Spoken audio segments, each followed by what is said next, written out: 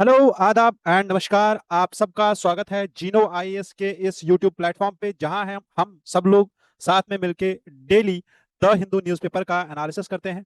इस न्यूज़पेपर के एनालिसिस में हम लोग न्यूज़ आर्टिकल्स के साथ साथ उन न्यूज़ आर्टिकल्स का स्टैटिक पोर्शन भी डिस्कस करते हैं। स्टैटिक के साथ साथ हम यूपीएससी के पीवाईक्यूज भी डिस्कस करते हैं और हमारे पास डेली मेंस का एक प्रैक्टिस क्वेश्चन भी होता है। इस वीडियो को एंड करते करते हम लोग लास्ट में एक यूपीएससी का जो पीवाईक्यू डिस्कस करेंगे, उस पीवाईक्यू के पीछे उसका लॉजिक, वो क्यों आया था, उसका एनालिसिस, उसकी एक्सप्लेनेशन और उस पीवाईक्यू को विदाउट नॉलेज कैसे सॉल्व किया जा सकता था, ये सारी चीजें हम इसी वीडियो में करते हैं, ताकि डेली बेसिस पे हम लोग ये सीखते चले जाए कि यूपीएससी के पीवाईक्यूज को सॉल्व कैसे करना है विदाउट नॉलेज। वहीं पे आप सबके लिए एक बहुत ही अच्छी अनाउंसमेंट ये है कि जो आप बहुत दिनों से हमें बोल रहे थे कि ये सेशन जो है मॉर्निंग में होना चाहिए, तो आने वाली मंडे से ये सेशन जो है मॉर्निंग में होगा। बट आपको ये वादा करना होगा कि आप इस सेशन को बहुत ही ज्यादा शेयर करने वाले हैं। जितना हो सके उतना ज्यादा आप शेयर करोगे और जितना हो सके उतना ज्यादा आप इस सेशन को लाइक और कमेंट करोगे, जो जो चीज आपको जरूरत होगी उन सब चीजों की। जैसे हमारे पास जो मैसेजेस आए उनमें बोला गया था, बहुत स्टूडेंट्स का ये मानना था कि सुबह में अगर ये सेशन हो जाए तो उनके पास एम्पल अमाउंट ऑफ टाइम बचेगा, दिन में वो कभी भी ये कर सकते हैं। बट जो सबसे इंपॉर्टेंट चीज ये है वो ये है कि आपको लाइव जुड़ना पड़ेगा। जितना आप लोग लाइव इस सेशन को अटेंड करोगे, उतना ही ज्यादा हमारे पास ये लीवे रहेगा कि मैं आपके साथ डायरेक्ट बात कर पाऊं इस सेशन में। मैं आपके क्वेश्चंस को जो आप कमेंट सेक्शन में बात करोगे मुझसे, उनको राइट अवे एड्रेस कर दूं उसी टाइम पे। जो भी चीज आपको समझ ना आए तो लाइव सेशन में ही मैं आपको जवाब दे दूं उस चीज का भी। और उससे होगा ये कि ये सेशन जो है इंटरैक्टिव बनेगा। आपकी तरफ से भी पॉइंट्स आएंगे, मेरी तरफ से भी पॉइंट्स आएंगे और हम इन न्यूज आर्टिकल्स को और भी बहुत ज्यादा अच्छे तरीके से समझ पाएंगे। ठीक है। इसके साथ साथ आप हमारी वेबसाइट पे जाएंगे www.genoies.com पे। वहां पे कुछ नए और एक्साइटिंग हमने कोर्सेज लेके आए हैं। एनवायरमेंट एंड इकोलॉजी का पूरा एक मॉड्यूल लेके आए हैं, मॉड्यूल वाइज कोर्स, और जीएस का फाउंडेशन कोर्स आ रहा है। दोनों कोर्सेज आप चेक करेंगे, सबसे बेस्ट, जो पूरी इंडस्ट्री में सबसे बेस्ट कोर्सेज है, सबसे बेस्ट मेंटोर्स और एक्सपर्ट जो हमारे पास अजीत सर है, जिनका एक्सपीरियंस 10 साल से ऊपर का है। तो आपको ये बता दूं कि उन सेशंस में, उन मॉड्यूल्स में अगर आप एडमिशन लेते हो, एक तो सबसे पहले आपका फीस बहुत कम है, रीजनेबल प्राइसेस पे रखा हुआ है ताकि स्टूडेंट्स को बर्डन ना लगे। और दूसरा सबसे इंपॉर्टेंट चीज ये है कि जो आप वो मॉड्यूल्स ज्वाइन करोगे तो आपको हर एक तरीके की हेल्प मिलेगी वहां पे। चाहे वो क्लासेस हो, वो कॉन्सेप्ट्स हो, वो आपका मटेरियल हो, वो आपको राइट अवे मेंटोरशिप हो और आपके लिए डेडिकेटेड मेंटोर्स हो, हर एक चीज उन कोर्सेज में आपको मिलेगी। ठीक है। 100 आवर्स के वो कोर्सेज है। ज्योग्राफी का, एनवायरमेंट का मॉड्यूल्स आए हैं। तो आप जाओ और genoies.com पे जाके इन कोर्सेज को देखो और समझो कि कौन से कोर्सेज आपके लिए इंपॉर्टेंट है। जो भी आपका सब्जेक्ट वीक लगता है आपको, जैसे इस बार अगर मैं बताऊं तो ज्योग्राफी से यूपीएससी के मेंस में 100 मार्क्स आ गए, ज्योग्राफी ज्योग्राफी से। तो इसीलिए मॉड्यूल कोर्स लेके आए हैं कि अगर आपको पता है कि आप ज्योग्राफी करना चाहते हो, आप ज्योग्राफी पढ़ना चाहते हो, आप वो 100 मार्क्स अचीव करना चाहते हो, but geography is not an easy subject and not a cake walk. ठीक है। 100 मार्क्स मेंस में उठाना इज नॉट समथिंग जो आप ऐसे ही उठा लोगे, जाके आंसर लिख के आ गए तो फिर वही 10 में से 3 नंबर मिलेगा बस। अगर आपको सच में 10 में से 5, 5.5, 6 नंबर चाहिए तो आपको वो कोर्सेज ज्वाइन करने पड़ेंगे। तो लेट्स स्टार्ट द डिस्कशन। और आज की डिस्कशन में हमारे पास 6 बहुत ही इंपॉर्टेंट आर्टिकल्स हैं। One is about one nation one election, जिसके बारे में एक डिटेल्ड वीडियो ऑलरेडी हमारे यूट्यूब चैनल पे है। दूसरा is China using minerals and weaponising these minerals, जिसको हम बोलते हैं वेपनाइजेशन ऑफ मिनरल्स। तो चाइना यहाँ पे कर क्या रहा है, जितने भी वहां से मिनरल्स निकल रहे हैं उनको वो प्रोड्यूस करना और एक्सपोर्ट करना बैन कर रहा है उन मिनरल्स का। जैसे अभी रिसेंटली उन्होंने एंटीमनी को एक्सपोर्ट करना बैन कर दिया। अब प्रॉब्लम क्या है, एंटीमनी हर एक को चाहिए, तो उसकी वजह से अब दुनिया में क्राइसिस मचा हुआ है। तो ये देखेंगे न्यूक्लियर डिसआर्मामेंट। ठीक है, न्यूक्लियर डिसआर्मामेंट क्या होता है और क्या है अभी रिसेंटली ज्वाइन करने वाली ट्रीटी जो अभी अभी साइन हुई है 2021 में। ये कौन सी ट्रीटी है और इस ट्रीटी को जो जो इंसान साइन करेगा वो क्या आर्ग्यूमेंट्स लेके आ रहे हैं और किन्होंने इस ट्रीटी को साइन नहीं किया है, और जिनके पास न्यूक्लियर वेपन्स है, the haves and have nots, उनके क्या कंसर्न्स है कि हम क्यों नहीं करना चाहते हैं इस ट्रीटी को साइन। ठीक है। तो ये सारी चीजें पढ़ेंगे। ग्लोबल वार्मिंग के क्या इफेक्ट्स है ऑन फोरकास्टिंग, कि आप पहले ही फोरकास्ट कर लो। और इसके बाद हम स्टैटिक पोर्शन कवर करेंगे एशियन डेवलपमेंट बैंक का, और ये भी समझेंगे कि सेका असल में है क्या, कॉम्प्रहेंसिव इकोनॉमिक पार्टनरशिप, ये एक्चुअल में है क्या, और ऑस्ट्रेलिया के साथ जो हम बात कर रहे हैं इसके ऊपर क्या बात हो रही है। चलिए लेट्स बिगिन द डिस्कशन। आज का जो एडिटोरियल है it's written by former secretary general of Lok Sabha. बहुत इंपॉर्टेंट आर्टिकल है और दो तीन चीजें इन्होंने हाईलाइट की है कि अभी रिसेंटली हमें पता है कि एक हाई लेवल कमेटी बिठाई गई थी प्रेसिडेंट रामनाथ कोविंद जी के अंदर, और जो एक्स प्रेसिडेंट थे हमारे, अभी प्रेसिडेंट नहीं है, उनके साथ और भी बहुत सारे लीडर्स हैं, ठीक है, जो उस पार्टी के मेंबर्स थे, जैसे home minister, leader of opposition Rajya Sabha के गुलाम नबी आजाद, और भी बहुत सारे मेंबर्स इस कमेटी में थे। कमेटी ने रिपोर्ट सबमिट करी, 18,000 पेज की ये रिपोर्ट है। रिपोर्ट 2024 के इलेक्शन से पहले आई थी। ऑथर का ये मानना है कि अगर ऐसा होता कि ये इलेक्शंस में आज इंप्लीमेंट हो गया होता, कि हम साइमल्टेनियस इलेक्शंस कर रहे होते अभी करंटली, तो उसके बाद क्या हो गया होता, उसके बाद क्या आउटकम रहता 2024 के इलेक्शंस का, जो कि हमारे लिए इंपॉर्टेंट नहीं है। क्या आउटकम रहता वो अलग कहानी है, क्या आउटकम हो गया, that is what we are seeing in the present. But the arguments which author highlights here is कि दो आर्ग्यूमेंट्स है यहाँ पे, दो रीजंस है जो ईसीआई यहाँ पे हाईलाइट कर रहा है, जो यहाँ पे बेसिकली ये रिकमेंडेशंस हाईलाइट कर रही है, इस कमेटी की रिकमेंडेशंस जो आई है, इन रिकमेंडेशंस के द्वारा ये चीजें हाईलाइट की गई है। क्या है? सबसे पहली चीज है कि हमारे जो सेविंग्स हो जाएंगी अगर हमने वन नेशन वन इलेक्शन कर दिया तो। अब हम ऑथर के आर्ग्यूमेंट समझे, इससे पहले हमें यह समझना होगा कि one nation one election actual में है क्या, और इंडिया के लैंडस्केप को ये ट्रांसफर कैसे करेगा, ठीक है, ये कैसे चेंज कर देगा इंडिया के पूरे लैंडस्केप को। प्रॉब्लम क्या है यहाँ पे, जो ये कमेटी आई है, इनने जो रिकमेंडेशन दिया है, इनने बोला लोकसभा और स्टेट के इलेक्शंस हर साल हम हर 5 साल के बाद करने वाले हैं, ठीक है, हर 5 साल के बाद हम इलेक्शंस करेंगे, और 5 साल के बाद हम ऐसे इलेक्शंस करेंगे कि स्टेट्स और लोकसभा दोनों के इलेक्शंस साथ साथ में हो जाए, एक ही बार में हो जाए। इसके बाद 100 डेज के अंदर हम म्युनिसिपैलिटीज और पंचायती राज इंस्टीट्यूशंस के इलेक्शंस भी करवा दें। दूसरी चीज, अब इससे क्या होगा, प्रोसेस स्ट्रीमलाइन होगा, पूरी कंट्री में एक ही प्रोसेस होगा, फेज वाइज इलेक्शन होगा, और एक एक करके ये जल्दी जल्दी खत्म हो जाएगा। बेसिक इसका मोटो क्या है, पीछे क्यों करना है ऐसा, ताकि रिसोर्स ऑप्टिमाइजेशन हो। रिसोर्स ऑप्टिमाइजेशन मतलब हम टाइम और अपने रिसोर्सेज, जैसे हमारे पास पर्सनल है, टीचर्स है, एडमिनिस्ट्रेटिव स्टाफ है, उसके साथ साथ सिक्योरिटी फोर्सेज है जिनकी वहां पे ड्यूटी लगती है, फार फ्लंग एरियाज में जाना पड़ता है, ये सारी चीजों का खर्चा जो है बार बार इलेक्शन की वजह से बढ़ जाता है, और इसकी वजह से ये खर्चा जो है कम हो जाता। जैसे यही वाला आर्ग्यूमेंट यहाँ पे ऑथर भी दे रहे हैं, बोल रहे हैं कि अगर आप देखो तो ईसीआई को जो इस साल के बजट में पैसा मिला, दैट वाज अराउंड 466 करोड़, ठीक है, और वहीं पे अगर आप देखो ये जनरल इलेक्शन 2024 का पैसा था, और 22-23 का जो पैसा था दैट वाज अराउंड 320 करोड़। तो लॉजिकली हमारा पैसा जो है वो बढ़ ही रहा है, खर्चा बढ़ रहा है एनीवेज, ठीक है, although it's not a huge amount, 466 crore is not a huge amount, but still it is an amount. और जब आप ऐसा बोल रहे हो कि ये बस जनरल इलेक्शन का खर्चा है, इसके बाद जब इसमें आप स्टेट्स का सारा खर्चा जोड़ोगे तो कितना बड़ा अमाउंट बन जाएगा, और एक ही साल ये पूरा खर्चा उठाना, क्या ये पब्लिक एक्सचेकर के लिए ठीक होगा? 5 साल का खर्चा एक ही साल के बजट से निकालना, क्या ये पब्लिक एक्सचेकर के लिए ठीक होगा या गलत होगा, वो भी कंसर्न है हमारा। तो ये पहला कंसर्न है जो हम बोल रहे हैं, एक्सपेंसेस जो है, सेविंग्स हो जाएगी, एक्सपेंसेस उतने ज्यादा नहीं होंगे, बट उन एक्सपेंसेस में सबसे बड़ा कंसर्न यहाँ पे ऑथर का ये है कि खर्चा इतना ज्यादा बढ़ जाएगा एक ही साल का। दूसरी चीज जो हम यहाँ पे बोल रहे हैं, objectives of one nation one election, कि हम ये क्यों करना चाहते हैं। पहले मैंने बोला इलेक्शन की फ्रीक्वेंसी कम करना, हमारे यहाँ हर 2 साल में 2 या 4 स्टेट्स में इलेक्शन हो रहे होते हैं, इसीलिए इसकी फ्रीक्वेंसी को कम करना। बट ऑथर यहाँ पे बोल रहे हैं कि अगर हमने इसकी फ्रीक्वेंसी को कम कर दिया, उससे होगा क्या, उससे एक प्रॉब्लम होगी। क्या प्रॉब्लम होगी? कि जो ये पॉलिटिशियंस है,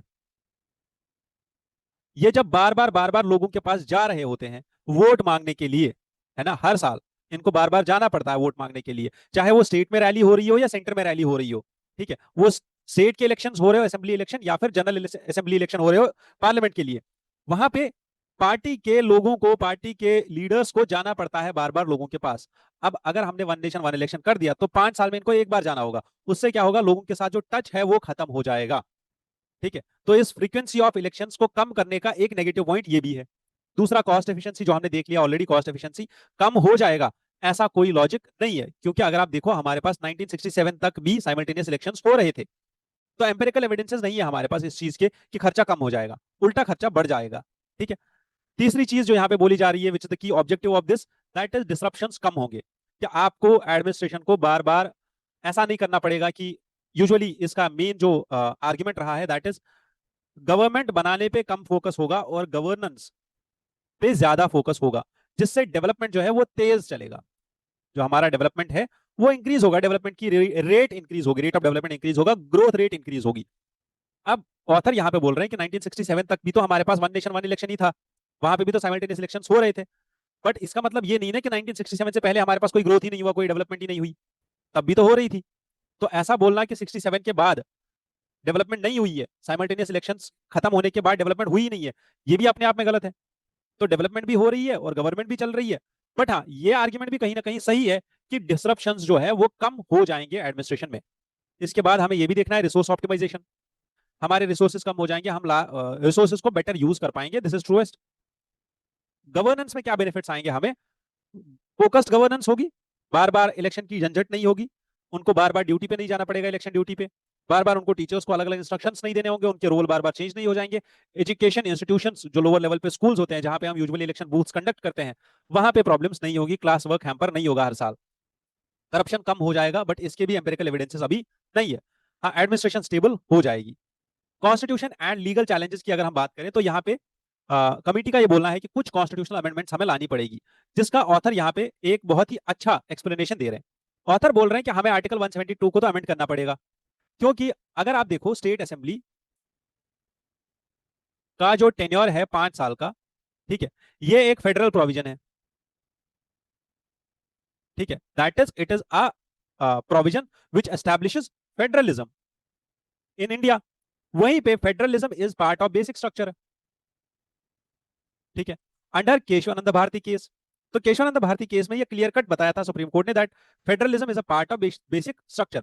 बट वहीं पे ये बात आ रही है कि अगर हम आर्टिकल 172 को अमेंड करेंगे, ठीक है, और ये लिखेंगे कि सेंटर के पास ये पावर है कि वो लेजिस्लेटिव असेंबलीज, स्टेट की जो लेजिस्लेटिव असेंबलीज है उनका टेन्योर कम कर सकती है, देन फर्स्ट ऑफ ऑल ये फेडरलिज्म को इरोड करेगा, जो कि बेसिक स्ट्रक्चर का पार्ट है। दूसरा सबसे बड़ा इशू कि इस अमेंडमेंट को पास करवाना होगा 1/2 स्टेट्स की रेटिफिकेशन से, क्योंकि ये फेडरल फीचर है, ठीक है। तो ये भी एक चीज है यहाँ पे जिसकी वजह से प्रॉब्लम्स आ सकती है, ठीक है। क्लियर कट यहाँ तक? That is constitutional and legal challenge. Second is electoral law का रीस्ट्रक्चरिंग। तो जितने भी हमारे पास इलेक्टोरल लॉज है, वेदर दैट इज हमारा जो usually moral code of conduct जो हम बोलते हैं मॉरली लगता है, उसकी इंप्लीमेंटेशन पे भी देखना होगा कि कैसे इंप्लीमेंट होगा। उसके बाद हमें यह भी देखना होगा कि मिड टर्म डिसोल्यूशन जिन लोकसभा असेंबली, जिन स्टेट असेंबलीज का होगा, उनका टेन्योर कितना होगा। यहाँ पे जो रिकमेंडेशन आई है वो ये है कि अगर 2 साल के बाद कोई लोग स्टेट की असेंबली डिसॉल्व हो जाती है, तो जो 2 साल के बाद इलेक्शंस होंगे और नई असेंबली बनेगी, वो बस 3 साल के लिए बनेगी, वो 5 साल के लिए नहीं बनेगी, क्योंकि 5 साल के बाद जो इलेक्शन होंगे वो नेशनल लेवल पे होंगे, वो इस स्टेट के अकेले इलेक्शंस नहीं होंगे। ये जो दूसरी बार लोकसभा, ये जो दूसरी बार असेंबली बनेगी किसी एक स्टेट में, वो रिमेनिंग ऑफ द टर्म के लिए बनेगी, जितना टाइम बचा होगा। और इसके साथ साथ हमें यह भी देखना है कि लॉजिस्टिकल एंड फेडरल कंसर्न्स यहाँ पे हमारे, इंफ्रास्ट्रक्चर इतना बड़ा डेवलप करना, इतने ज्यादा सिक्योरिटी फोर्सेस को डिप्लॉय करना इलेक्शन के टाइम पे, क्या वो हमारी नेशनल सिक्योरिटी को, इंटरनल सिक्योरिटी को हैम्पर करेगा या नहीं करेगा, ठीक है। उसकी वजह से जो इंसर्जेंट एक्टिविटीज है, क्या वो प्रॉब्लम में आएंगी नहीं आएंगी। इंडिया की डाइवर्सिटी, जहां लोग चूज करते हैं अपना representative based on different things, like कुछ स्टेट्स में हमारे यहाँ कास्ट चलता है, कुछ स्टेट्स में हमारे यहाँ लैंग्वेज बेस्ड पॉलिटिक्स चलती है, एथनिसिटी चलती है, कुछ स्टेट्स में हमारे रीजनल इश्यूज है ऑफ डेवलपमेंट।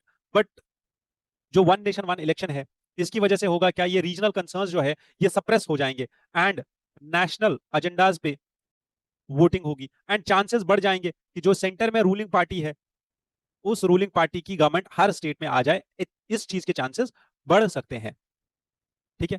और इसके साथ हमें यह भी देखना होगा कि वोटर बिहेवियर चेंज होगा, जो मैंने ऑलरेडी डिस्कस किया, नेशनल इश्यूज को प्रायोरिटाइज करें या लोकल इश्यूज को प्रायोरिटाइज करें, वोटिंग के पैटर्न को कैसे हैंडल करें, डेमोक्रेटिक रिप्रेजेंटेशन होगी या नहीं होगी, है ना। तो ये सब चीजें हमें ध्यान में रखनी है। But what is the way forward for this, how can we declare that whether we should do this one nation one election और नॉट। सबसे पहले तो हमें कंसेंसस बिल्डिंग करनी है, ठीक है, जिसमें हम हर एक साइड से, इंडिया के हर एक रीजन से लोगों को बिठा के, उनके रिप्रेजेंटेटिव्स को बिठा के समझाए और सबकी सहमति के साथ ऐसे मेजर्स को लिया जाए। जितने भी कॉन्स्टिट्यूशनल अमेंडमेंट्स और लॉज की जरूरत है उनको ड्राफ्ट करना है, उनको पास करवाना है। इंफ्रास्ट्रक्चर बनाना है तो 2029 तक वो इंफ्रास्ट्रक्चर बनना चाहिए। इलेक्टोरल इंफ्रास्ट्रक्चर, इतनी ज्यादा मशीनरी होनी चाहिए हमारे पास, ईवीएम्स इतने सारे होने चाहिए। इलेक्शन कमीशन ऑफ इंडिया को अपना जो क्या नाम है इसका, जो इलेक्शन कमीशन ऑफ इंडिया का अपना स्टाफ है उसको बढ़ाना पड़ेगा, उसके अपने इंफ्रास्ट्रक्चर को बढ़ाना पड़ेगा, ठीक है, सॉफ्टवेयर को अपडेट करना पड़ेगा, बाकी सारी चीजें हैं, और कंटिजेंसी प्लानिंग जितनी भी जरूरत है वो करनी पड़ेगी, then only we can implement this one nation one election. However, जो हमारा एडिटोरियल है वो हमें ये भी बोल रहा है कि अगर हम ये फ्रीक्वेंट इलेक्शंस करना बंद कर दें, तो इसकी वजह से जो पॉलिटिकल रिप्रेजेंटेटिव्स है, इनकी जो अकाउंटेबिलिटी है, ये अकाउंटेबिलिटी डिक्रीज हो जाएगी, क्योंकि वो बार बार लोगों के पास नहीं जाएंगे, ठीक है, जिसकी वजह से शायद गवर्नमेंट लोगों को आंसर ना करे। एंड फ्रीक्वेंट इलेक्शन होने की वजह से यह भी होता था कि गवर्नमेंट को भी यह पता चलता था कि हवा किस तरफ जा रही है। रामदास अठावले हमारे यहाँ एक ना बहुत ही अच्छे एमपी रहे हैं, और उनका यह मानना है कि गवर्नमेंट चाहे किसी की बने, हम मिनिस्टर जरूर बनेंगे। क्यों बनेंगे? क्योंकि वो पहले ही हवा नाप लेते थे कि किस साइड में गवर्नमेंट बन रही है, किस पार्टी की गवर्नमेंट बन रही है, तो अपना इंडिपेंडेंट लड़के उस पार्टी के साथ मिल जाते थे। That is how you understand कि लोगों की क्या नीड है और उनको क्या देना चाहिए, लोग क्या डिमांड कर रहे हैं, उसी हिसाब से रूलिंग पार्टी अपना एजेंडा सेट करे और उसी हिसाब से रिप्रेजेंटेटिव्स अपने लोगों को रिप्रेजेंट करे। बट जब ऐसा होगा कि 5 साल में एक बार जाना है लोगों के पास, तो लोगों के साथ वो ग्राउंड टच जो है वो कम हो जाएगा। That is what the author suggests. ठीक है, चलो यहां तक हमारा one nation one election complete हो गया। नेक्स्ट हम चलते हैं इस वाले एडिटोरियल पे। ये जो एडिटोरियल है, यहाँ पे एक पॉइंट हाईलाइट किया जा रहा है ऑथर के थ्रू। ऑथर बोल रहे हैं 15 अगस्त 2024 को चाइना ने एक डिसीजन लिया और बोला एंटीमनी, जो कि एक बहुत ही क्रिटिकल मिनरल है, जो क्रिटिकल मिनरल्स में से वन ऑफ द मिनरल है। There are around 17 critical minerals जो गवर्नमेंट ऑफ इंडिया ने हाईलाइट किए हुए हैं और बोला है that these are critical minerals. उनका नाम ये क्रिटिकल मिनरल्स, इसमें एंटीमनी, कैडमियम, बेरिलियम, जर्मेनियम, ऐसे बहुत सारे मिनरल्स है। मैं ये चाहूंगा कि आपको ये जितने भी मिनरल्स है, क्रिटिकल मिनरल्स जिनको हम बोलते हैं, इनके नाम आपको याद हो, ये आपके लिए बहुत ज्यादा इंपॉर्टेंट है।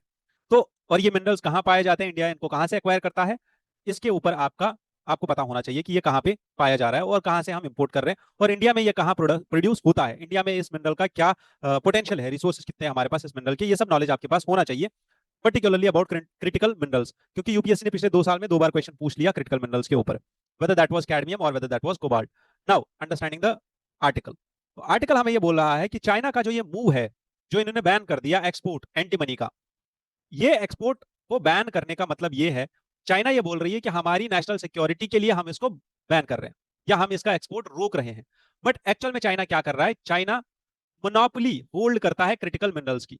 ऑथर यहां पे बोल रहे हैं कि 60% जो रेयर अर्थ प्रोडक्शन है is being controlled by China, और 60% of critical mineral production is controlled by China, and 80% of processing of these critical minerals world wide is in China only.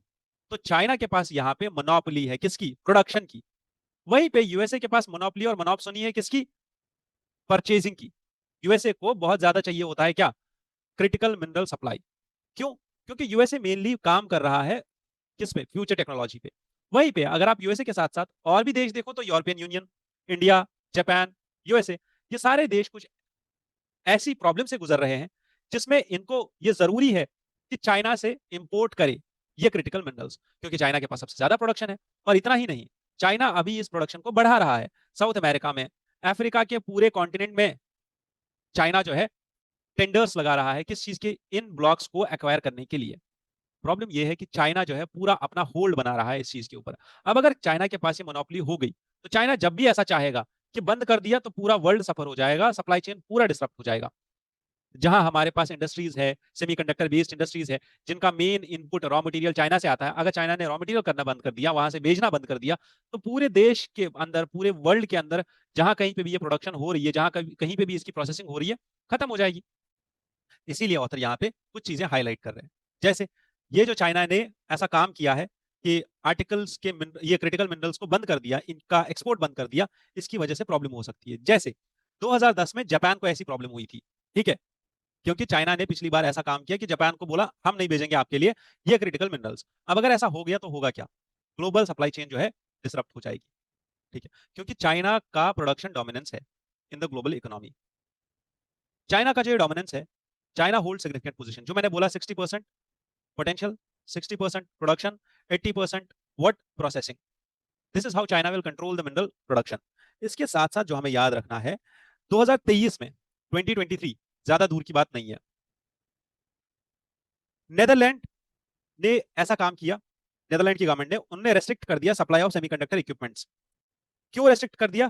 क्योंकि यूएसए ने ऐसा बोला और चाइना ने बोला that we will impose, USA and China ने बोला दैट वी विल इंपोज।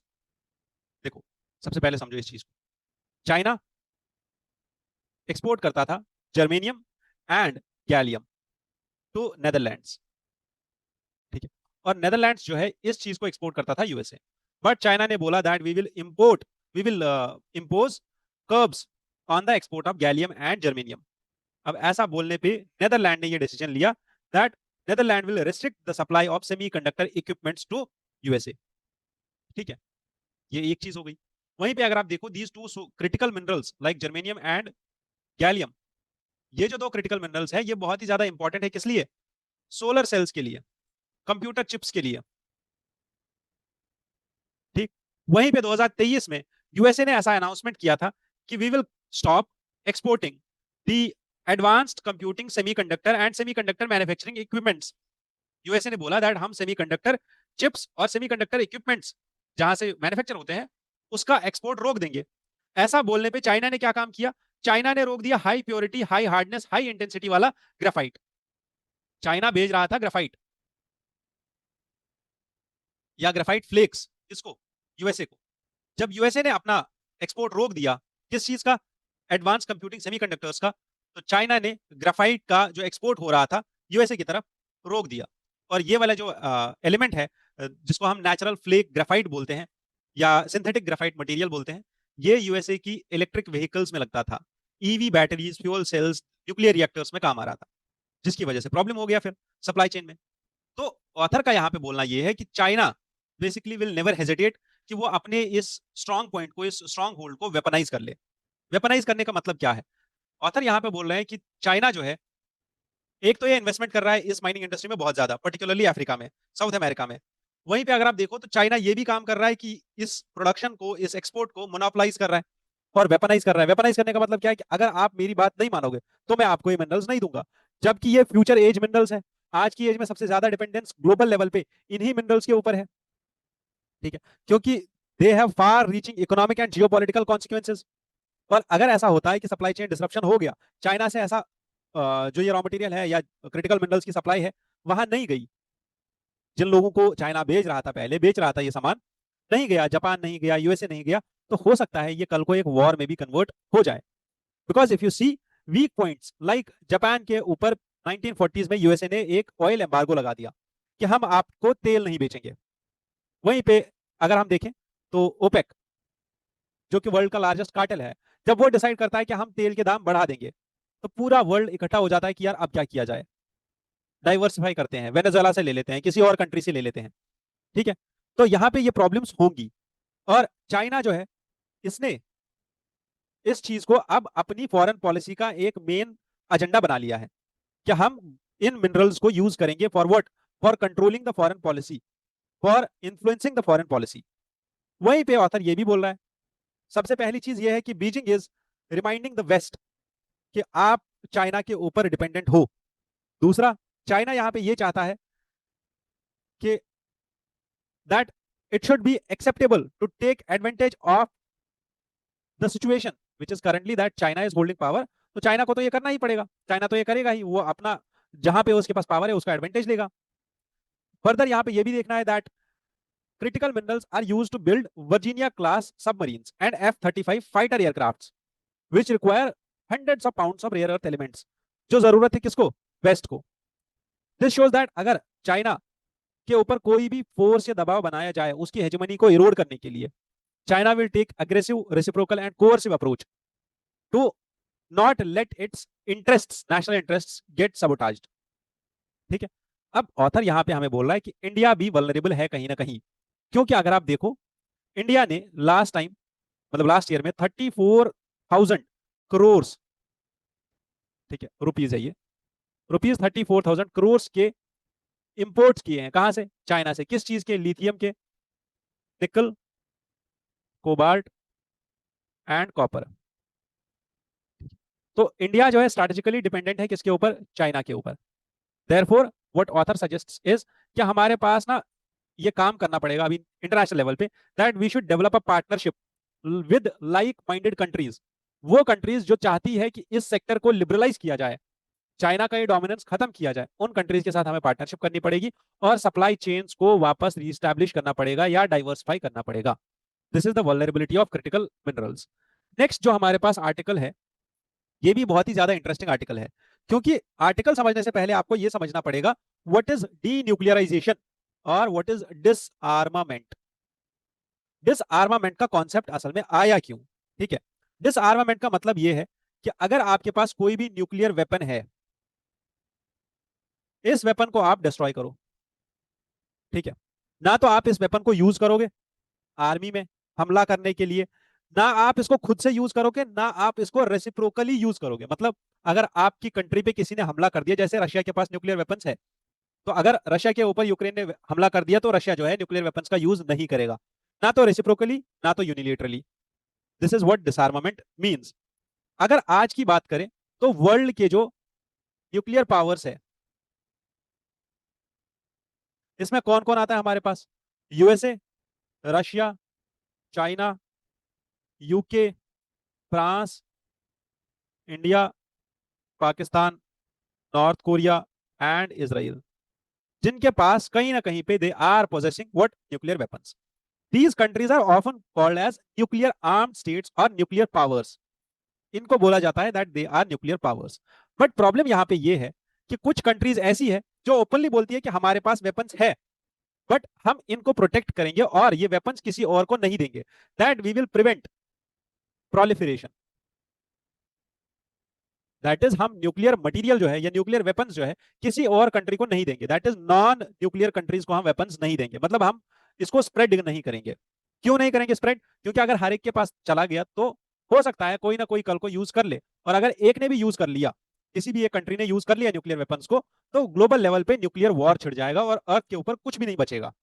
ठीक है, अगर आपको ये सिचुएशन देखनी है अपनी आंखों से तो मैं आपको सजेस्ट करूंगा कि एक वेब सीरीज है जिसका नाम है 100। आप ये वेब सीरीज देखो, आपको समझ आ जाएगा कि ग्लोबल लेवल पे अगर न्यूक्लियर वॉरफेयर छिड़ जाए तो उसके बाद ह्यूमैनिटी में क्या बचेगा और कैसे बचेगा। ठीक है, बहुत सारे एथिकल डायलेमास है जो ये वेब सीरीज आपको सॉल्व करके देगी, जो आपके एथिकल डायलेमास होंगे आपके दिमाग में अभी। ठीक है, कि क्या कभी सिचुएशन में फंस के हमें इंसान का मांस खाना चाहिए या नहीं, ऐसे ही ऐसे एथिकल डायलेमास इस वेब सीरीज के अंदर बहुत सारे हैं। Now understanding the nuclear डिसआर्मामेंट। सबसे पहले न्यूक्लियर डिसआर्मामेंट को समझने के लिए पहली चीज जो है, जो पहला स्टेप लिया गया इंटरनेशनल लेवल पे, that was non proliferation treaty. ठीक है, जिसको हम बोलते हैं NPT. This was signed in 1968 एंड इट entered into force in 1970. ठीक, this treaty aims to prevent the spread of nuclear weapons and promote disarmament. तो करना क्या है? सबसे पहले तो प्रिवेंट करना है स्प्रेड, दैट इज प्रोलिफरेशन को रोक देना है। और उसके बाद we also need to do one thing, that is we need to pursue what disarmament. क्या हमें जितने लोग हैं जिनके पास ये न्यूक्लियर वेपन्स है उनको अपने न्यूक्लियर वेपन्स यूज ना नहीं करने हैं। ठीक है, और उसके बाद उनको डिस्ट्रॉय भी करने हैं न्यूक्लियर वेपन्स को। ठीक, therefore the world is divided on two basis. कुछ लोग ऐसे जिनके पास न्यूक्लियर वेपन्स है जिनको हम न्यूक्लियर वेपन स्टेट्स बोलते हैं एनपीटी के अंदर, न्यूक्लियर वेपन स्टेट्स, और कुछ स्टेट्स ऐसे हैं which are non nuclear weapon states, जिनके पास नहीं है। दूसरा हमारे पास है treaty on prohibition of nuclear weapons, TPNW. ये जो ट्रीटी है ना, ये यूनाइटेड नेशंस लेके आया था 2017 में। This was adopted by nuclear this United Nations in 2017। और इसी ट्रीटी के ऊपर ऑथर यहाँ पे एडिटोरियल लिख रहे हैं। ऑथर क्या बोल रहे हैं? That in United Nations calendar सितंबर 26, और ये डे याद रखना है, दैट सितंबर 26 is what celebrated as international day for total elimination of nuclear weapons. अब ऑथर यहां पे बोल रहे हैं that we will discuss treaty of prohibition of nuclear weapons, जो 2017 में यूनाइटेड नेशंस लेके आया था ये treaty, and how this treaty will help us in assessing the global division on nuclear issues. अब इस ट्रीटी का मेन ऑब्जेक्टिव क्या है और ये क्या काम कर रही है? पहला, this treaty aims to prohibit what, prohibit developing, testing, producing and using of all the weapons. ठीक है, दीज न्यूक्लियर वेपन्स का स्टॉक पाइलिंग, स्टेशनिंग,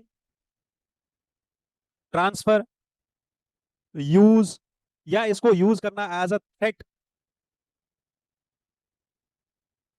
ठीक है, ये सारी चीजें प्रोहिबिट कर रही है कौन? ये टीपीएनडब्ल्यू, जिसका दूसरा नाम है बैन ट्रीटी। दूसरा नाम इसका है बैन ट्रीटी। वहीं पे हमारे पास एक और ट्रीटी है that is CTBT, comprehensive test nuclear test ban treaty. This treaty was open for signatures in 1996। ठीक है, ये ट्रीटी क्या काम करती है? देखो, मैं इसलिए इसको डिस्कस कर रहा हूं क्योंकि यूपीएससी ने आज तक कम से कम 5-6 बार क्वेश्चंस पूछे हैं इन ट्रीटी से, कि एनपीटी का मेंबर है, एनएसजी का मेंबर है, एनपीटी साइन कर लिया तो क्या होगा, नहीं साइन किया तो क्या होगा, एनपीटी साइन करने में क्या क्या रेस्ट्रिक्शंस लगती है, इंडिया को क्या एग्जेम्पशंस मिली है। ठीक है, न्यूक्लियर डील के बाद 2011 और ईरान न्यूक्लियर डील के बाद क्या हुआ है, जकोपा के बाद क्या हुआ है, हर एक चीज पे क्वेश्चन आया हुआ है। अगर आपको ये बेसिक्स नहीं पता है तो you are my friend in a shadow, आपको ये चीजें पता होनी चाहिए। ठीक है, नेक्स्ट जो हमारे पास ट्रीटी है दैट इज सीटीबीटी, जो 1996 में आई थी। सीटीबीटी क्या काम करती है? ठीक है, this treaty aims to ban all, याद रखना है, बैन ऑल न्यूक्लियर एक्सप्लोजन्स। अब ये एक्सप्लोजन सिविलियन भी हो सकता है या ये मिलिट्री एक्सप्लोजन भी हो सकता है, दोनों चीजें हो सकती है।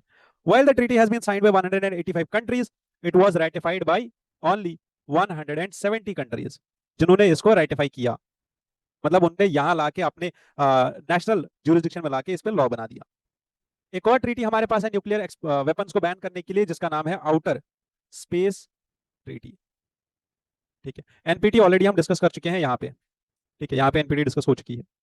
आउटर स्पेस ट्रीटी ये क्या काम करती है? This outer space treaty came in 1967। Notes बना लो साथ साथ में, मैं बस इंपॉर्टेंट पॉइंट्स बता रहा हूँ। ये पॉइंट्स याद नहीं है तो एग्जाम में एमसीक्यू नहीं आएगा, समझ ही नहीं आएगा पूछा क्या है। दिस मल्टीलेटरल एग्रीमेंट ये कब आया? 1967 में। ये एक एग्रीमेंट है। ये क्या काम करता है?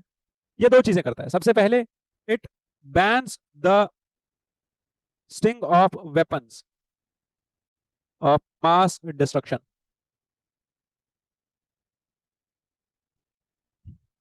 9 स्टेट्स ऐसे हैं जिन्होंने इसको साइन कर दिया, और वो 9 स्टेट्स जिनके पास न्यूक्लियर वेपन्स है, जो मैंने यहाँ पे आपको बताए, 4 4 8 और एक 9, ये वाले 9 स्टेट्स। ठीक है, इन 9 स्टेट्स का ये क्या करती है? व्हाट इट डज इज, ये बोलती है दैट ऑल दीज ये nuclear weapon states are believed to have nuclear weapons, and all of these 9 are party, they have signed this treaty. What they will do? They will not use nuclear weapons in space. Neither will they test these nuclear weapons in space. Clear cut यहां तक?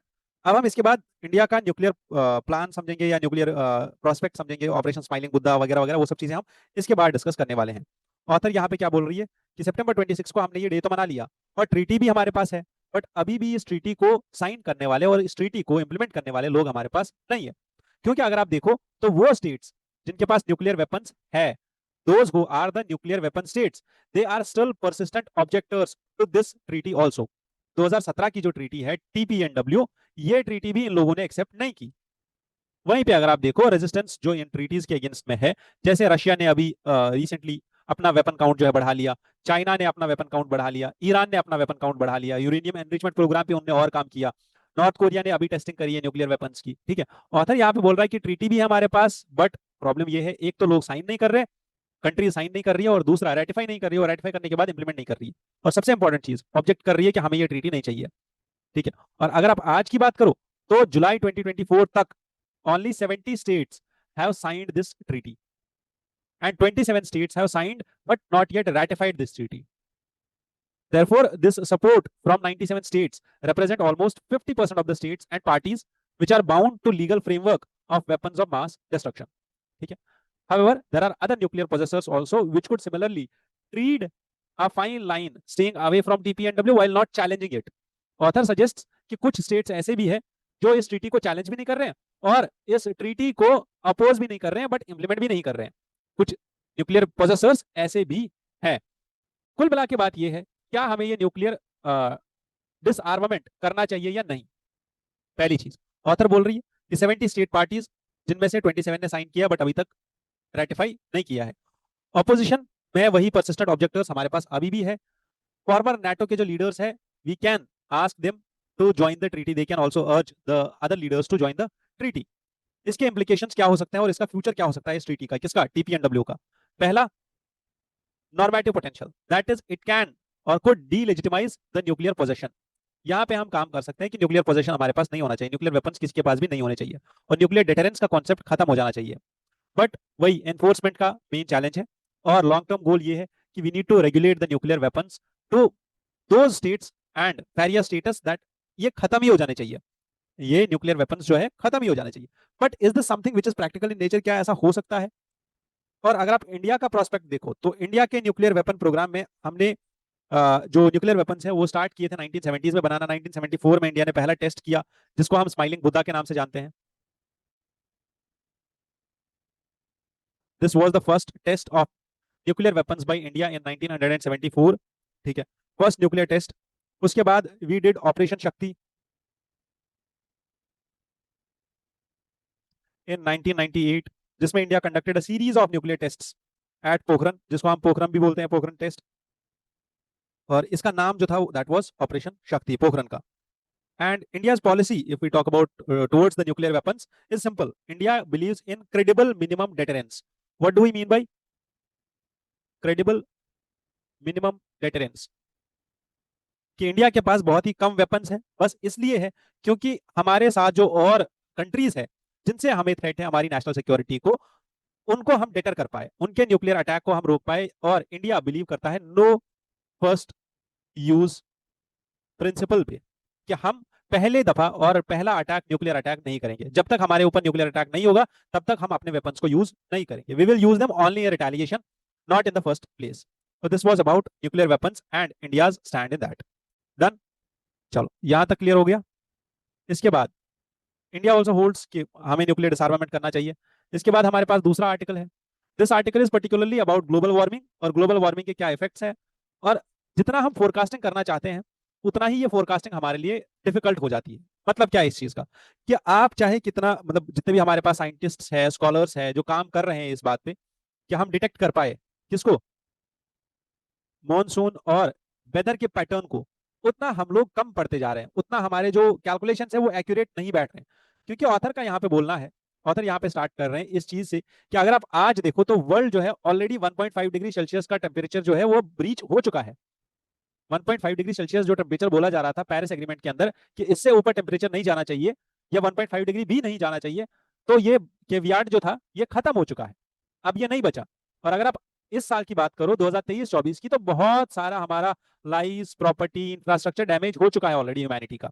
Extreme events हो चुके हैं, floods आ गए। Extreme events में सबसे important event was the volcanic eruption of हुंगा tonga volcano. हुंगा टोंगा या हुंगा हपाई जो वॉल्केनिक इरप्शन हुआ, इसकी वजह से बोला जा रहा है। और दूसरा, दो रीजन यहाँ पे ऑथर दे रहे हैं, वन इज हुंगा tonga volcanic eruption and second is wild Fyers, जो मैंने अभी 2 दिन पहले दिखाया था जर्मनी में, माउंट ये ग्रीस में माउंट पिंतलाई। ठीक है, माउंट पिंटोलाई जो माउंटेन है वो पूरे का पूरा साफ हो गया था वाइल्ड फायर्स की वजह से। बोला जा रहा है ऑथर का यहाँ पे कि ये जो दो इवेंट्स हैं इनकी वजह से इतना ज्यादा CO2 एमिट हो गया है, जिसकी वजह से जो ग्लोबल ये क्लाइमेट इंक्रीज होने वाला था बहुत आगे, वो अभी हो चुका है। ठीक है, 2023 में जो मानसून आया हमारे पास वो भी डेफिसिट था। 2024 में जो मानसून आया इसको बोला जा रहा था कि ला नीना ईयर होगा, बट ये भी नहीं हुआ। हरिकेन्स बहुत ज्यादा आ गए। वहीं पे अगर आप बात करो साइक्लोन्स की, तो नॉर्थ इंडिया में कम साइक्लोन्स देखने को मिल गए, जबकि लानीना ईयर था, ज्यादा साइक्लोन्स आने वाले थे, नहीं आए। ऑथर का यहाँ पे मेन मोटो ये है कि आप और हम जितने भी हमारे पास मेट्रोलॉजिस्ट है, साइंटिस्ट है, जो वेदर पैटर्न्स को समझ रहे हैं, वो जितना ज्यादा स्किलफुल होते जा रहे हैं उतना ही हमारे लिए ये चैलेंजिंग होता जा रहा है कि हम इन वेदर पैटर्न्स को अच्छे से समझ पाए और कैलकुलेट कर पाए। ऐसा करना हमारे लिए बहुत मुश्किल हो रहा है। ठीक है, और अगर आपको समझना है तो 2023 के पूरे क्लाइमेटिक पैटर्न से अगर हम कुछ लेसन्स ले सकते हैं तो वो ये है कि climate projections using the similar models जो हम पहले यूज कर रहे थे, कि इतना क्लाउड है तो इतना बारिश होगा, इतना ह्यूमिडिटी है तो इस टाइम के बाद बारिश होगा, ये जो हम चीजें या ये जो हम पैरामीटर्स यूज कर रहे थे 2023 से पहले, वो अब हम यूज नहीं कर पाएंगे। क्यों? क्योंकि टोटल ग्लोबल क्लाइमेट जो है वो चेंज हो चुका है। हमें नए मेथड्स, नई चीजें, नए प्रोजेक्शंस डेवलप करने होंगे। क्यों डेवलप करने होंगे? क्योंकि वही 1.5 डिग्री का राइज ऑलरेडी हो चुका है। हम जो चीजें यूज कर रहे थे, जो पैरामीटर्स हम यूज कर रहे थे, वो बहुत पुराने हो चुके हैं अब। तो नए चैलेंजेस को टैकल करने के लिए पुराने सोल्यूशंस नहीं लिए जा सकते। अंडरस्टूड? ये यहाँ पे पूरा पॉइंट है ऑथर का। And if you talk about global warming, तो बहुत ही ज्यादा हाई लेवल पे है अभी। 1.5 डिग्री का जो थ्रेशोल्ड था वो क्रॉस हो चुका है एंड ग्लोबल वार्मिंग जो है वो बढ़ती चली जा रही है। और अगर आप देखो सबसे वल्नरेबल जो एरियाज है, दीज आर यू कैन से लो और लीस्ट डेवलपिंग आइलैंड नेशंस, जिन पे सबसे ज्यादा इम्पैक्ट होने वाला है। और इस बार यूपीएससी ने भी सेम क्वेश्चन पूछा था कि जो सी राइज होता है, ठीक है, जो हम बोल रहे हैं ना कि ओशनिक राइज होगा, सी लेवल राइज होगा, वो सी लेवल राइज होता क्या है असल में, और उससे किन लोगों को इम्पैक्ट होने वाला है और कितना इकोनॉमिक इम्पैक्ट होगा ग्लोबल लेवल पे, सेम क्वेश्चन यूपीएससी ने इस बार 2024 के जीएस के पेपर में पूछा है, GS 3 में, एनवायरमेंट में। इसीलिए हमें भी याद रखना है कि यहाँ पे जो वेदर सरप्राइजेस थे, दैट एल नीनो का प्रिडिक्शन जो 2023 में हुआ था, it was accurately predicted, but what we expected was a warmer than expected, even with the El Nino 2024 में, जो नहीं हुआ। 2023 में प्रिडिक्ट किया था, 2024 में वो चीजें नहीं हुई। मॉनसून डेफिसिट हुआ, जबकि ये प्रिडिक्शन थी कि नहीं थोड़ा ज्यादा आएगा। ठीक है, ला नीना की अनसर्टेनिटी हो गई, ठीक है, which was less likely to happen in 2024, but वहीं पे अगर आप देखो तो ला नीना जैसे इंपैक्ट्स हमें देखने को मिले 2024 में भी। Why are there so many challenges and why the predictions are not going right way? Because uncertainties बहुत ज्यादा है। मॉनसून की अनसर्टेनिटीज है, जो हमारे पास मॉडल्स है वो मॉडल्स का लिमिटेशन है, वो जो यूज कर रहे हैं डेटा पैरामीटर्स डेटा सेट्स वो पुराने हैं, नेचुरल वेरिएबिलिटी नहीं है, लॉन्ग टर्म ट्रेंड्स पे हम नहीं जा सकते हैं, नेचुरल साइकिल जो है लॉन्ग टर्म नहीं चल रहा है, चेंज होता जा रहा है, एंथ्रोपोसीन एरा में बहुत ज्यादा चेंज हो गया है। ठीक। लास्ट में, how can we predict and what should we predict for the future predictions. First, हमें मॉडल्स जो हमारे अभी है क्लाइमेट मॉडल्स उनको चेंज करना पड़ेगा। We need to refine them, we need to expand the power of current predictive models, we need to understand predictability limits कि कहां तक टेम्परेचर को प्रिडिक्ट किया जा सकता है। AI, machine learning, cutting edge sensors, इनका यूज करना पड़ेगा फोरकास्टिंग में। And we also need to understand that how we can make accurate predictions in next 1 to 2 decades. इसके साथ हमारा आज का डिस्कशन समाप्त होता है। लास्ट में हमारे पास 2 आर्टिकल्स हैं जो हम स्टैटिक पॉइंट ऑफ व्यू से डिस्कस करने वाले हैं। पहला है एडीबी, ठीक है, एशियन डेवलपमेंट बैंक। मैं इस आर्टिकल को डिस्कस नहीं करूंगा क्योंकि यहाँ पे डिस्कस करने वाली चीज नहीं है। ये सिंपल ये बोल रहा है कि इन्फ्लेशन ज्यादा होने की वजह से एडीबी ने इसका कंसर्न लिया है। ADB has raised it's projections कि रिटेल इन्फ्लेशन ज्यादा हो गया, तो पहले जो 2024-25 का था कि 24-25 में इंडिया में 4.6% इन्फ्लेशन रहेगा, बट अब एडीबी बोल रहा है कि 4.7% हो सकता है। बजाय इसके कि हम इस रिपोर्ट को याद रखें, हम इस चीज को याद रखें, हमें अगर याद रखना है तो वो ये है कि एशियन डेवलपमेंट बैंक असल में है क्या चीज, एडीबी है क्या। It was established in 1966। ADB एक रीजनल डेवलपमेंट बैंक है, ठीक है। इट हैज एनविजन्स और it envisions prosperous, inclusive, resilient and sustainable Asia and the Pacific region. Asia plus Pacific region के लिए ये काम कर रहा है। अब एडीबी क्या काम करता है? It supports its members with loans, technology, assistance, grants, जैसे वर्ल्ड बैंक है वैसे ही एडीबी भी एशिया के लिए है। इसको बोला जाता है that it's the world bank for Asia, ठीक है। और इक्विटी इन्वेस्टमेंट के लिए ये हेल्प करता है इन कंट्रीज को। एडीबी का हेडक्वार्टर कहां पे है? मैनिला, फिलीपींस, ठीक। अभी इसके मेंबर्स कितने हैं? 68 members, of which 49 are Asian members, Asian and Asia Pacific members you can say, कुछ कंट्रीज पैसिफिक रीजन में भी है, and 19 are outsiders, that is outside Asia, ठीक है। एडीबी एंड इंडिया की बात करें तो India is founding member of ADB and India holds fourth largest shares in ADB.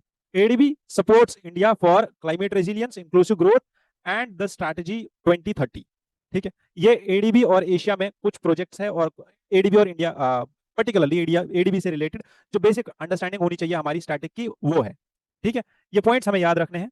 जैसे एडीबी ने अभी fastest growing economies like China, Japan and India में काफी सारे प्रोजेक्ट स्टार्ट किए। जैसे Vietnam is expected to add 36 million people to its middle class by 2030। वैसे ही दिस एशियन रीजन और China holding dominance in electronics manufacturing and Vietnam in footwear production is only because of the जो specific targeting होती है ना finance की, वो इन sectors में इसीलिए होती है क्योंकि हमारे पास स्पेसिफिक बैंक्स है, इंस्टीट्यूशंस है जो लोन दे सकते हैं। इसीलिए वियतनाम में फुटवेयर इंडस्ट्रीज का प्रोडक्शन बहुत ज्यादा है, चाइना में इलेक्ट्रॉनिक्स का प्रोडक्शन बहुत ज्यादा है, ठीक। चलो ये हो गया एडीबी। नेक्स्ट जो हमें समझना है वो है सेका। व्हाट इज सेका? ऑस्ट्रेलिया और इंडिया आपस में एक अग्रीमेंट साइन करने वाले हैं जिस अग्रीमेंट का नाम है कॉम्प्रिहेंसिव इकोनॉमिक कोऑपरेशन एग्रीमेंट, ठीक है। अभी भी बातें चल रही है एंड इट इज एक्सपेक्टेड कि अगले साल, अभी जो इलेक्शंस आने वाले हैं, ऑस्ट्रेलिया में इलेक्शंस होने वाले हैं अगले साल 2025 में, इलेक्शंस के आने तक ये शायद साइन हो जाए। एंथनी एल्बनीज वहां के अभी प्राइम मिनिस्टर है, हो सकता है तब तक ये साइन हो जाए। सेका असल में है क्या? सेका is a trade agreement which is comprehensive in nature. It is more comprehensive than the India-Australia Economic Cooperation and Trade Agreement. अभी करंटली इंडिया और ऑस्ट्रेलिया आपस में जो एग्रीमेंट अभी हमारे पास काम कर रहा है, जिसके अंदर हम लोग ट्रेड कर रहे हैं, दैट इज एक्टा। जो हम साइन करना चाहते हैं दैट इज सेका, ठीक है। एक्टा, इसकी कुछ लिमिटेशंस है, जैसे it limited the trade agreement that came into force in दिसंबर 2024, ठीक है। ये दिसंबर 2022 में आया था और ये लिमिटेड ट्रेड अलाउ करता है। वहीं पे अगर आप सेका देखो, सेका के हमने नेगोशिएशन स्टार्ट किए थे 2011 में और 2021 में फिर से स्टार्ट किया कि यार अब एक्टा को ही काम करेंगे, बट सेका पे अभी भी चलेगा। क्या चलेगा? Negotiations. CECA is intended to cover 5 main tracks. कौन कौन सा? सेका के अंदर क्या क्या किया जाएगा? पहला, goods, services, digital trade, government procurement, ठीक है, और रूल्स ऑफ ओरिजिन या प्रोडक्ट स्पेसिफिक रूल्स। ये 5 चीजें जो है, these will be covered by what CECA. The new areas of interest include, जिसमें सेका इंटरवीन कर रहा है, जैसे competition policy, MSMEs, innovation, agritech, critical minerals and sports. इनमें काम करेगा CECA. If you talk about India and Australia bilateral trade, तो India and Australia 2023-24 India का जो इंपोर्ट था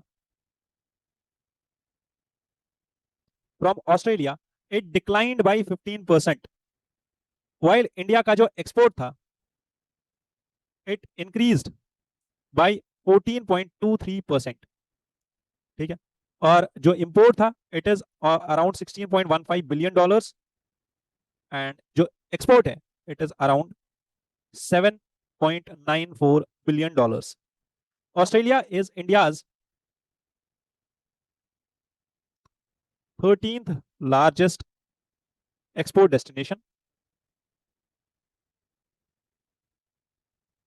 done. These are some of the key aspects जहां पे हम इंडिया और ऑस्ट्रेलिया को डील कर रहे हैं अंडर सेका। ट्रेड के ऊपर ये एग्रीमेंट है। एग्रीमेंट किन किन चीजों पे काम कर रहा है और किन किन चीजों को मेनली एग्रीमेंट ने टैकल किया हुआ है, क्यों कर रहे हैं ऐसा, ट्रेड बढ़ाने के लिए क्योंकि ट्रेड कम हो रहा है, बाकी सारी चीजें, ये सब चीजें यहाँ पे डिस्कस की गई आपके साथ about CECA. With this I conclude today's discussion. Last में there is a question, UPSC का 2024 का क्वेश्चन है। क्या पूछा यूपीएससी ने, क्या 100 मिलियन फार्मर्स, ये जो इनिशिएटिव है, ये इनिशिएटिव का मतलब क्या है और ये क्यों लिया गया था इनिशिएटिव? आंसर आप मुझे कमेंट सेक्शन में बताओगे अगले 1 मिनट के अंदर अंदर, ठीक है। आंसर बताने से पहले आप कमेंट सेक्शन में जाओगे और मुझे ये बताओगे कि ये आंसर जो है ये आपने क्यों किया, और आपको क्या लगता है कि ये 100 मिलियन इनिशिएटिव क्या किसी न्यूज़पेपर ने या मैगजीन ने कवर किया होगा या नहीं किया होगा, और अगर ऐसे एडिटोरियल्स, अगर ऐसे करंट अफेयर्स के सेक्शंस को कवर करना है तो कैसे किया जाए, ठीक है। आप ये मुझे कमेंट सेक्शन में आज बताओगे। Now understanding this thing, 100 million farmers initiative किसका है? ये इनिशिएटिव वर्ल्ड इकोनॉमिक फोरम का था। It is a platform for accelerating transition towards food and water systems that are net zero, that is carbon dioxide यहाँ पे बराबर equal amount में जितना इमिट हो रहा है उतना ही सिक्वेस्टर भी हो रहा है। नेट जीरो कार्बन फार्मिंग इसको बोलते हैं। ये नेचर पॉजिटिव फार्मिंग भी इसको बोलते हैं, and it also aims to increase the farmer resilience. तो ये जो पहला स्टेटमेंट है A, this is the correct explanation of 100 million farmers, ठीक। अब देखो पहला statement is talking about agriculture, ठीक, या सस्टेनेबल फूड, और you can say transition towards sustainable food या nature positive food. Second is it is an international alliance. Third is it is a digital platform. Fourth is it is a platform, ठीक, integrated with service providers built by blockchain and let buyers, sellers, third parties trade fertilizers quickly and securely। बताओ एक fertiliser के ऊपर international level पे ऐसा कोई digital platform बनेगा, और वो भी ब्लॉकचेन के ऊपर, ठीक है। ऐसे ब्लॉकचेन से प्रभावित पता नहीं कितने सारे प्लेटफॉर्म्स है। यूपीएससी एक प्लेटफॉर्म आपसे क्यों पूछती, कुछ इसमें अलग होगा। अगर आप देखो सबसे ज्यादा जो अलग चीज है that is this, that is it is nature positive farming, not organic farming, it is nature positive farming. ये चीज आपको यूजुअली बहुत कम न्यूज़पेपर्स ने कवर की थी, द हिंदू ने भी कवर नहीं की थी ये न्यूज। अगर आपको इसको पढ़ना है तो आपको डायरेक्ट वर्ल्ड इकोनॉमिक फोरम की वेबसाइट पे जाना होगा। मैं आपको ये सजेस्ट करूंगा कि world economic forum, world bank, NPT, world trade organisation, ठीक है, UNFCCC, ऐसी और भी बहुत सारी ऑर्गेनाइजेशंस है, जो world food programme United Nations का, यूएन की वेबसाइट, ये जितनी भी ऑर्गेनाइजेशंस है, आप इनकी वेबसाइट्स को मंथ के एंड पे एक बार, a day, 1 day in a month, आप इनको विजिट करो। एक बार आपने इनको महीने में एक बार विजिट करना है, गए वहां पे आपको टॉप पे ही दिख जाएगा कि इन वेबसाइट्स पे नया क्या आया हुआ है। जो भी आया हुआ है पहले दिन जब आप जाओगे तो आपको थोड़ा सा टाइम लग जाएगा वहां के इनिशिएटिव्स को नोट डाउन करने के लिए। आपने एक बार नोट बना लिया, अगले महीने जाओगे तो हो सकता है 2 या 4 वेबसाइट्स पे ही अपडेशन हुआ हो, 2 या 4 वेबसाइट्स पे नए कुछ इनिशिएटिव्स लिए गए हो। बाकी कहीं नहीं होगा। और इनको कवर करना थोड़ा बहुत डिफिकल्ट होता है। यूजुअली इनको कवर कोई मैगजीन नहीं करती है, बहुत कम मैगजीन्स होती है जो इसको कवर करती है। बट अगर आप ये करते हो, ये एक्सरसाइज, इस एक्सरसाइज को करने में टाइम बहुत कम लगेगा, आपको इनपुट बहुत कम देना है, बट आपका डेफिनेटली 2 से 4 मार्क्स का एक्सपोर्ट आएगा, आपको बेनिफिट होगा 2 से 4 नंबर का। तो क्वेश्चंस आपके यहां से बन जाएंगे आराम से। ये 100 मिलियन फार्मर्स किस लिए बनाया गया था, क्यों बनाया गया था, ये आप यहाँ पे पढ़ सकते हो। ठीक है, क्वेश्चन का आंसर है A and this is the platform which supports private and public leaders to position food and farmers as central pillars on the global climate and natural agenda. Done. Last में आपके पास एक editorial है which says this question है, ये practice question रहेगा आपका कि सेका क्या है, ये एफटीए से ज्यादा बेहतर क्यों है ऑस्ट्रेलिया के साथ जो हम सेका कर रहे हैं, हम ऑस्ट्रेलिया के साथ एफटीए क्यों नहीं साइन कर रहे हैं, फ्री ट्रेड एग्रीमेंट क्यों नहीं साइन कर रहे हैं हम ऑस्ट्रेलिया के साथ, why are we going through CECA. आपको बताना है इसके pros and cons for India's agriculture sector. थोड़ा बहुत आपको रिसर्च एंड एनालिसिस करना होगा, आपको थोड़ा बहुत टॉपिक्स पढ़ने होंगे, उसके बाद इसका आंसर निकल के आएगा। बट बिलीव मी, अगर आप ये प्रैक्टिस करते हो, मुझे आंसर भेजते हो, तो जैसे बाकी सब लोगों के साथ होता है वैसे ही आपके साथ भी होगा कि आपको भी एक पर्टिकुलर सेशन में बुला के 1-on-1 में आपका आंसर आपके साथ डिस्कस करूंगा। ये आपको एडेड एडवांटेज होगा, ये बेनिफिट है आपके लिए कि मैं आपका आंसर आपके साथ डिस्कस करूंगा और आपको सिखाऊंगा कि इसका आंसर असल में कैसे लिखा जा सकता है। बहुत सारे स्टूडेंट्स करते हैं, अगर आप भी करोगे तो आपको भी फायदा होगा। लास्ट में वी हैव दीज नंबर्स जो आपको सेव करके रखने हैं, क्योंकि व्हाट्सएप के नंबर्स पे और जो हमारा टेलीग्राम का चैनल है, आपको 2-3 चीजें मिलेंगी। एक तो आपको पता चलेगा कि हमारे नए कोर्सेज क्या क्या आ रहे हैं, दूसरा सबसे इंपॉर्टेंट चीज, इस न्यूज़पेपर की पीपीटी आपको यहाँ पे मिल जाएगी डेली पीडीएफ की सूरत में, और उसके साथ साथ बहुत सारा फ्री कंटेंट आपको हमारी ऐप पे भी मिल जाएगा। ठीक है, और हमारे जो कोर्सेज नए नए आ रहे हैं उनका एक्सेस भी आपको ऐप पे मिल जाएगा। I wish you all the best. जय हिंद, जय भारत।